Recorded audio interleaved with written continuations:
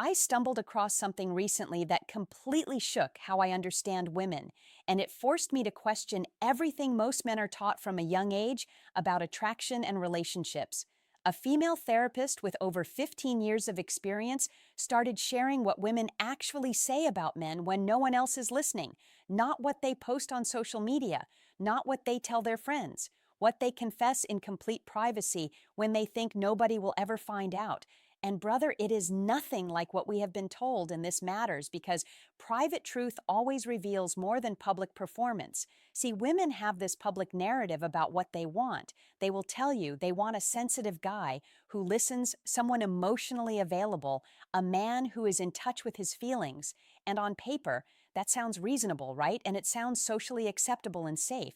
But behind closed doors in therapy sessions where they can be brutally honest without judgment, they are saying something completely different, something that contradicts everything you have been taught about attraction and understanding. This difference can save men years of confusion, frustration, and self doubt. I'm about to break down the top confessions. This therapist revealed the raw, unfiltered truth about what women actually think about men when they drop the act and remove social masks. Fair warning, some of this is going to sting, but if you can handle it, this information is gold because awareness creates power. Confession number one: I lost attraction when he started opening up too much.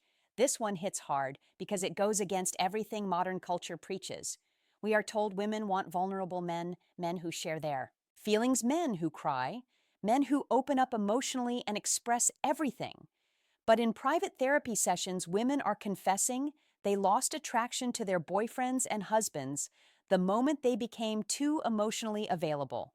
One woman told her therapist, "He started crying about his job stress every week, and I just could not look at him the same way I felt terrible about it, but I stopped wanting to sleep with him." Another said, "I asked him to open up more, and he did. Now I wish he had not. I do not want to be his therapist. Cold, maybe, but it is real, and ignoring this reality only hurts men. There is a difference between being emotionally intelligent and being emotionally dependent. Women want a man who has emotional depth, sure, but they do not want to become your emotional dumping ground. They do not want to be the person you fall apart in front of every time life gets hard. They want a rock, someone stable, someone who can handle his emotions without needing constant reassurance and validation because stability signals safety and strength. The moment you become the one always needing support, the dynamic shifts. She becomes the parent. You become the child, and you cannot be both a child and sexually attractive to the same person. Confession number two: I fantasize about other men, even though I love my boyfriend. This confession came up repeatedly. Women in long-term relationships admitting they think about other men, sometimes random guys at the gym, sometimes their ex, sometimes a coworker or friend. And here is the kicker: it is not because their boyfriend is bad. It is not because they do not love him. It is because he became too predictable, too safe, too comfortable.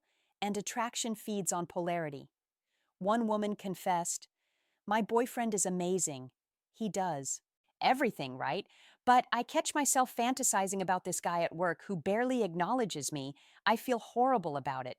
The therapist explained what is happening here when a relationship loses tension, when there is no challenge, no mystery, no edge. Women's minds wander, not because they are bad people, but because humans are wired to be attracted to what they cannot fully predict or control. This is why the nice guy who does everything right often loses to the guy who is a bit unpredictable, a bit challenging, a bit less available. It is not fair, but it is psychology. The moment you become completely predictable, always available, never saying no, never creating any tension, her brain starts looking for stimulation elsewhere. Even if she loves you, even if she would never actually cheat, the thoughts are there because you have made yourself too easy to figure out. Confession number three: I test him to see if he will stand up to me. Multiple women admitted to their therapist that they deliberately test their men. They will pick fights over nothing. They will be unreasonable. They will push boundaries just to see what happens, and they are not doing it to be cruel. They are doing it subconsciously to answer one question: is this man strong enough to handle me? One woman said, I will start an argument about something stupid just to see if he will push back or if he will just agree with everything I say to keep the peace. When he just agrees, I lose respect for him. Another confessed, I know I am being difficult sometimes. Part of me wants him to tell me to stop to set a boundary, but he never does. He just takes it, and it makes me feel like I am with someone weak. This is the test, and most men fail, without even knowing they are being tested. She acts unreasonable, and you think the right move is to be understanding to avoid conflict, to keep her happy by giving in. But that is not what she actually wants. She wants to know you have a backbone, that you will not bend to her every mood, that you are strong enough to stand your ground when necessary. I am not saying be a jerk. I am saying have boundaries, have principles you will not compromise on. Be willing to call out unreasonable behavior instead of enabling it, because strength without cruelty creates respect, and without respect, there is no lasting attraction. Confession number 4. I wish he would just take charge instead of always asking me. This one destroys the modern narrative about consent and communication. Obviously, consent is non-negotiable, but there is a difference between consent and constant asking permission for everything. Women confessed feeling exhausted by men who will not make decisions, who always ask, "What do you want to do?" Or "Is this okay?"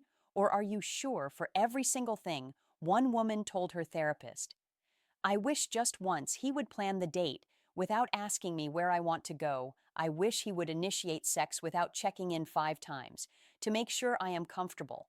I know he is trying to be respectful, but it is killing the passion. There is something deeply unattractive about a man who cannot lead, who needs constant approval, who is so afraid of making a mistake that he never makes a decision. Women want a man who can read the room, make a choice, and move with confidence. Not a dictator, not someone who ignores her preferences, but someone who can take charge without needing his hand held through every decision. Leadership is sexy. Indecision is not simple as that. Confession number 5. I stayed because I did not think I could do better, not because I wanted to. This is probably the most brutal confession. Women admitting they are in relationships, not out of genuine desire, but out of fear. They will not find anything better. They are settling and they know it, but they are too afraid to leave. Because he is a good guy, or it could be worse, or I am getting older and my options are shrinking. One woman confessed, I do not love him the way I should, but he treats me well and I do not know if anyone else will. So I stay and I feel terrible about it. This happens when a man positions himself as the safe choice instead of the exciting choice, when he makes his entire value proposition. I will treat you better than those other guys, when he is the backup plan, not the first choice. You do not want to be someone's safe option. You want to be someone she actively chooses because she cannot imagine being with anyone else. And that only happens when you are living a life that is genuinely compelling, when you are growing, building, creating, when you are the prize, not the consolation. Look, these confessions are uncomfortable. They contradict the politically correct narrative about relationships, but uncomfortable truths are more useful than comfortable lies. Women are not monsters for thinking these things, they are human. They are responding to evolutionary psychology that has been hardwired over thousands of years, and pretending that psychology does not exist because it is not fair is how you stay confused and frustrated. You can either get angry at this information or you can use it. You can either complain that women do not want what they say they want, or you can pay attention to what they actually respond to and adjust accordingly. The choice, as always, is yours, but now you know what women really say when they think no one is listening, and what you do with that information will determine everything.